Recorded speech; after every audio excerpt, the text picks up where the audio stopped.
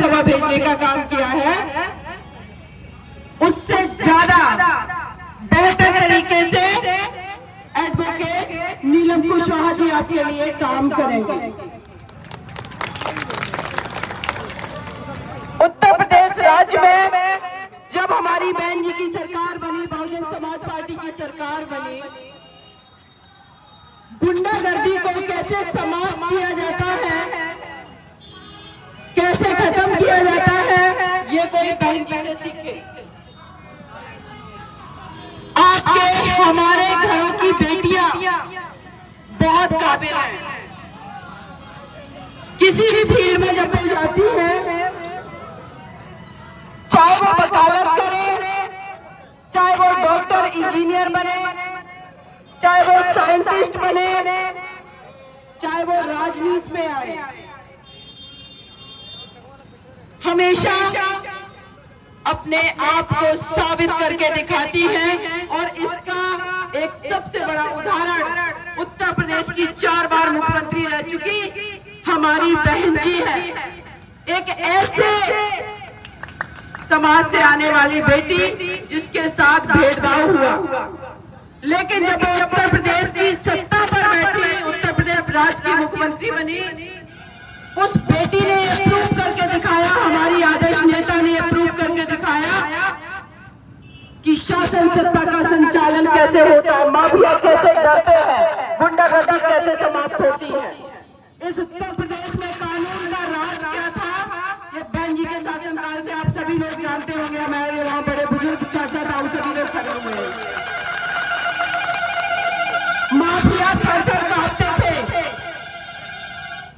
इस उत्तर प्रदेश से जब बहन जी की सरकार आती, नेपाल जो भी अगल बगल के बॉर्डर है हमारे देश के, वहां पर ये लोग भाग जाते थे बहन जी के डर के वजह से। शासनकाल इतना लॉ एंड ऑर्डर उन्होंने मजबूत रखा। लेकिन यही बात करें बीजेपी के शासनकाल की पिछले 5 सालों की, हम सभी ने देखा उत्तर प्रदेश का कोई व्यक्ति खुशहाल नहीं है। यहाँ पर मैं देख रही हूँ जितना भी यहाँ पर लोग एकत्रित हुए हैं इस जनसभा में, हमारे युवा भाई खड़े हुए हैं। इतने सारे हमारे उत्तर प्रदेश में जो युवा हैं, जिसको कहा जाता है कि युवा जो है, छात्र नेता युवा, ये किसी भी देश की, किसी भी समाज की, किसी भी परिवार की, उत्तर प्रदेश राज्य की रीढ़ की हड्डी है। रीढ़ की बात की जाती है, रीढ़ है। लेकिन इस रीढ़ को, इस ऊर्जा को, इस ताकत को, इन युवाओं को बीजेपी सरकार ने कमजोर करने का काम किया। नौकरियां नहीं दी है।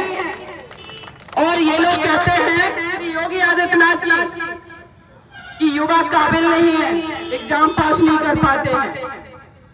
श्री योगी आदित्यनाथ जी से पूछना चाहूंगी, आपने कौन सा एग्जाम पास किया जो आप मुख्यमंत्री बन गए? आप मठ में थे, आप मठ में थे, मठ में।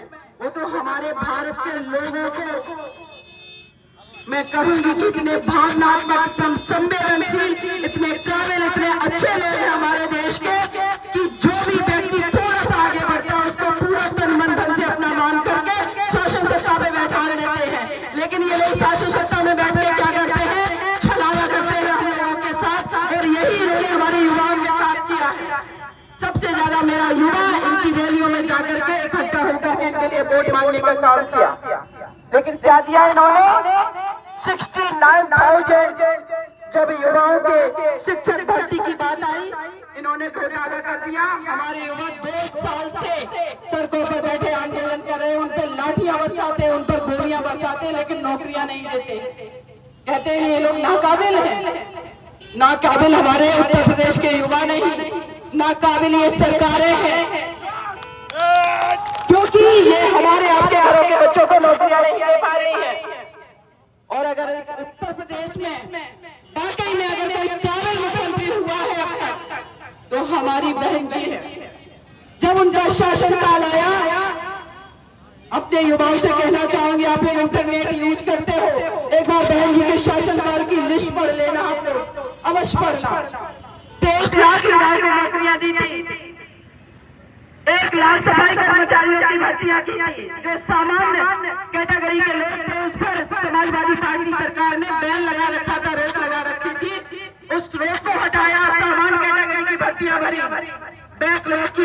भरी।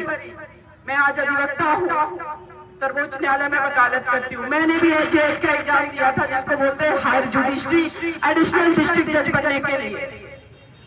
इंटरव्यू तक पहुंची, कॉन्स्पिरेसी करके, षड्यंत्र करके।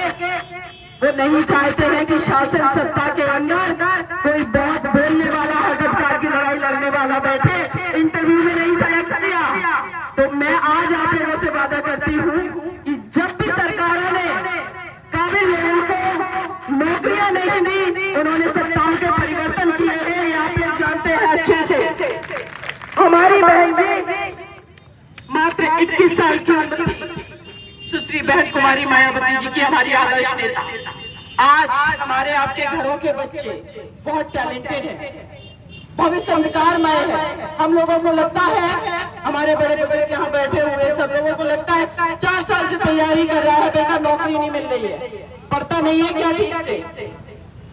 ऐसा नहीं है, वो पढ़ रहा है, लेकिन सरकार जानबूझ के नौकरी नहीं देना चाहती, क्योंकि जब इंसान के हाथ में नौकरी आएगी, पैसा आएगा, वो पावरफुल बन जाएगा, वो शासन सत्ता से सवाल करेगा, सोच समझ करके वोट करेगा। यही तो सरकारें नहीं चाहती हैं, ये वोट किस आधार पे लेना चाहती है, आप लोग समझिए। वोट किस आधार पे लेंगी? बुलडोजर बाबा। इनसे पूछना चाहिए, खून पसीने के कमाई से लोगों ने अपने घर, मकान, दुकानें बनवाई हुई हैं, इन पर आप इनको तोड़ोगे आकर के? इन बुलडोजर का काम क्या होता है? तोड़ना, गिराना।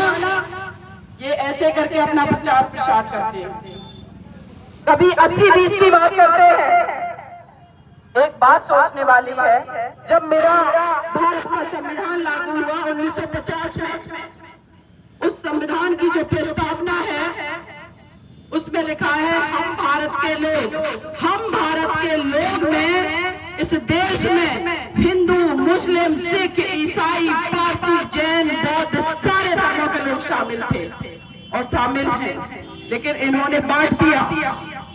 और सच ये है, इन्होंने सत्ता के लिए बांटा है, लेकिन बाद में आप देखोगे सारे नेता आपस में मिले हुए हैं, सिर्फ आप लोगों ने बंटवारा फूल डाल करके सत्ता में बैठने का काम करते हैं ये।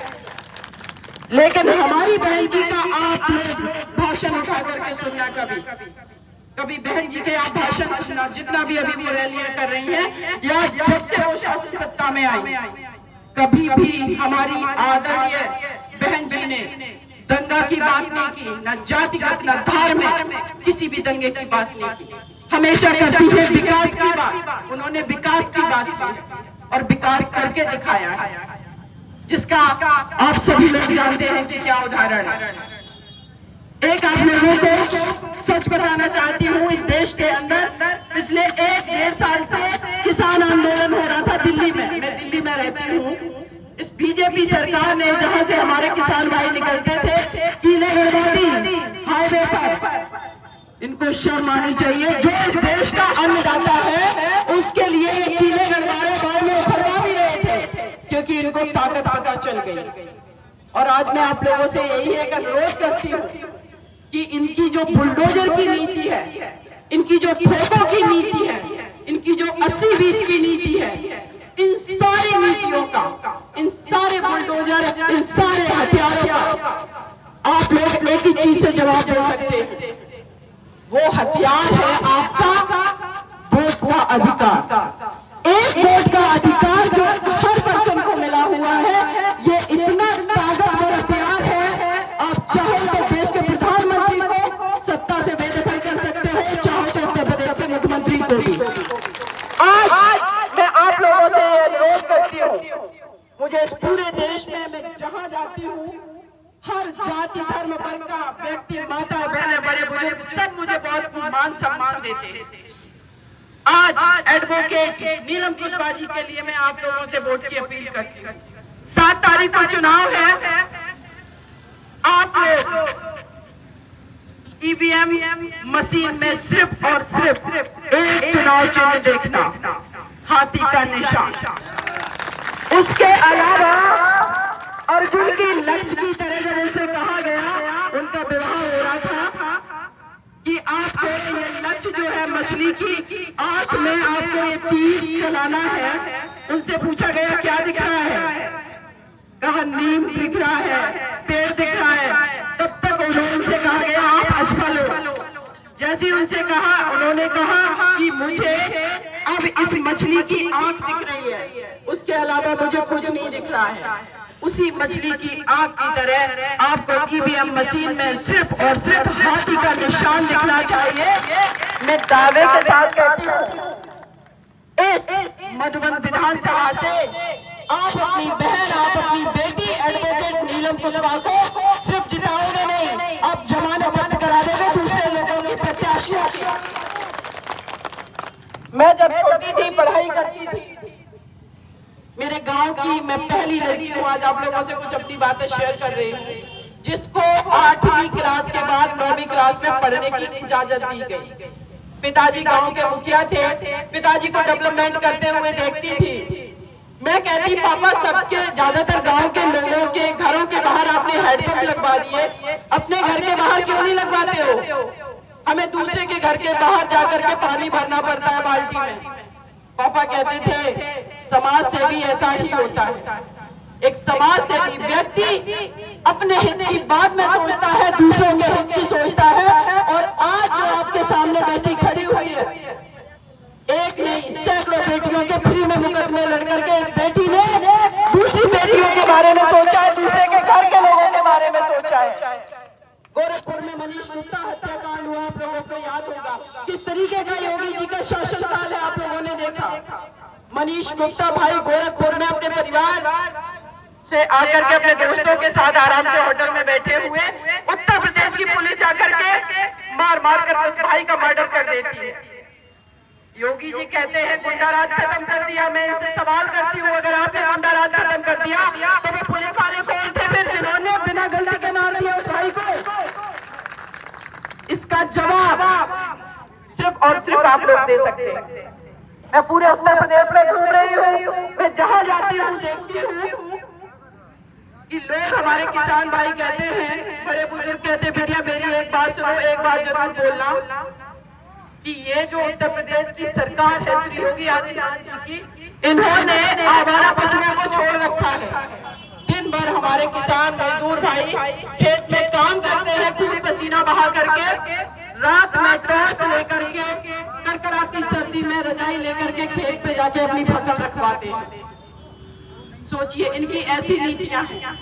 आज मैं न्यूज में पढ़ रही थी, किसी अम्मा को इनका जो गाय थी उसने मार दिया, वो नाले में गिर गई, उनकी डेथ हो गई। कई एक गाय भी रोड पर मारी जा रही है, कई हमारी गाय पॉलिथीन खा रही है। तो मैं सभी लोगों से एक ही अनुरोध करती हूँ कि अभी तक जो डिसीजन नहीं लिया है, आप लोग एक डिसीजन जरूर ले लेना। बीजेपी वालों ने आलीशान कार्यालय बनवाए हैं एसीओ, जा करके उसमें इनके आवारा पशुओं को बांध आना आप लोग, क्योंकि इनको ऐसे ही जवाब देना है। क्योंकि जो हमारे किसान मजदूर भाई हैं, वो जाकर के जब डीएम को ज्ञापन दे रहे हैं, कह रहे हैं कि आवारा पशु हमारी फसलें चर जा रहे हैं, तो डीएम कहते हैं नहीं योगी जी का आदेश है, हम गाय को नहीं बनवा सकते। कहाँ जाएगा हमारा भूखा प्यासा किसान? और ये कहते हैं हमने फ्री में आपको खाद्यान्न दे दिया, फ्री में आपको राशन दे दिया। जितना राशन नहीं दिया उससे ज्यादा इनके आवारा पशुओं से हमारी फसलें चरवा ली लोगों ने। इसका जवाब आप लोगों को देना है। एक नहीं आपको हजारों मैं केस के बारे में बता दूं। ये कहते हैं किसानों की हम हित अधिकार की बात करते हैं, किसानों की हित अधिकार की अगर किसी ने बात की है तो हमारी बहन जी ने की है। बहन जी का जब शासनकाल आया, टिकैत सर जो कि राकेश टिकैत जी, आप सभी लोग उनसे पढ़ते होंगे, मीडिया में हर जगह सुनते होंगे, जो आंदोलन को लीड कर रहे थे, उनके पिताजी टिकैत जी जो थे वो बहन जी के पास आए। उन्होंने कहा कि बहन जी आप गन्ने का जो मूल्य है, जो पैसा है, उस पर आप मूल्य कुछ बढ़ा दीजिए। बहन जी ने कहा चाचा कितना बढ़ाना है? बोले 40 रुपए। बहन जी ने कहा आप चाचा जी अपने घर जा रहे हैं, सुबह तक पहुंचिए, गन्ने का रेट बढ़ जाएगा। 40 रुपए के लिए बोला था, सिर्फ 40 रुपए के लिए आपकी नेता ने 125 रुपए बढ़ा करके दिया उनको। उनको पता है, हमारी बहन जी को पता है, हमारे चाहिए। आप लोगों को पता है